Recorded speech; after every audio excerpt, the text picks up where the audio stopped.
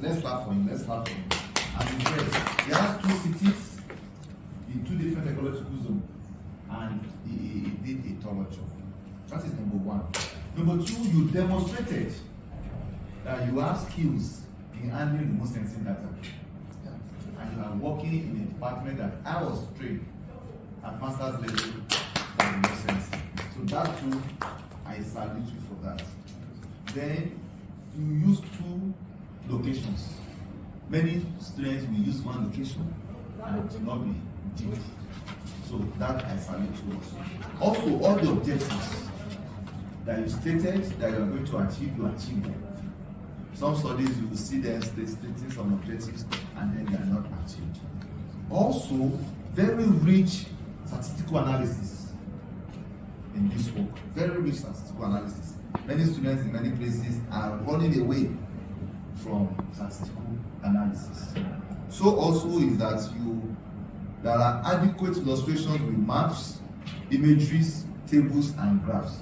Though I have issues with some of them, but overall, adequate illustrations of maps are used and is made, and you have all those stuff. Then number 6, you also model for future trends. That's another credit for me. Also, looking at your referencing, your referencing is sufficient, they are recent, and relevant material consulted. So these are the strength. There are other minor issues, but this strength I give credit to. Now, my major weakness that I observe before we go into the page by page examination is that I noticed some strange formats of maps, strange formats of references. Remember I say formats, strange formats of imageries, and your chapter 3 and chapter 4 to me they look strange, the way you approach them. And when I get to page by page examination, you get to know what I mean by strange formats. Or if I can move ahead, chapter 3, you begin to review literature again. Are you getting me? And in chapter 4, I begin to see a lot of methods again in chapter 4, which shouldn't be. Chapter 2 is literature review. Literature review should end there. Chapter 3 is method.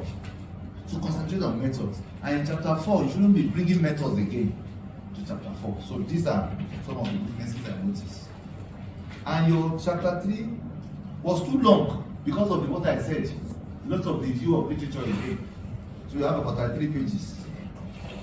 Then your chapter, your discussion, the current trend, please ignore my comments if it's not your format, but the current trend is that as you are presenting your findings and your results, you discuss. Because you took a long number of pages to present results, then you now start discussing. Are you understanding? So if you have carried them along, it makes a lot of sense. And then it will help you also to publish easily. The way you have structured it now, publication, you have to do a lot of restructuring. And the last time I came, I think I was told that your format is the Zaria ABU format. Look about your PhD is limited to 5 chapters. We don't follow that format. We like our students to present their objective as chapter. And in some cases, 1 or 2 chapters and objectives can form the chapter. So are you getting me? Yes. But I know maybe you are constrained with format of the PG school. But if the PG school is not restraining you, you may look at that approach. And finally, domain work. What is new in your work? It's not the land use land cover that you have done. Many people have done it, and many people will still do it. It's not the LST mapping that you have done. It's one, there are 2. 1, relating it to public disease. Are you getting me? How land use land cover changes predict LST, and how LST can predict public diseases. And you didn't pay enough attention to that.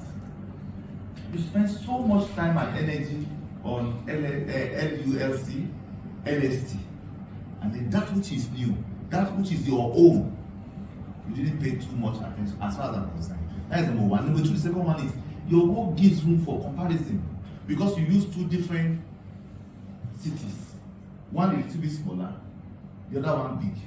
One in the southern part, relatively, to the other one in the north. If I'm you, it would have been very good if you make comparisons and you have the data. Is that clear? So, if it is not possible to include it in this work, make sure. Are you a lecturer? Not yet, sir. But you want to be one?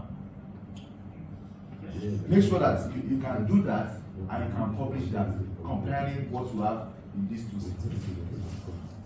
Then finally, I don't know whether it's format of the university, but there is no summary. No summary. What I do is that you say summary, conclusion, and recommendation. I always saw conclusion and recommendation. Having said that, let me run through the preliminary pages. Let's start with the title. The title is okay, but I suggested some new words to be key into it, so that you read this way. Impact of urban land use and topography.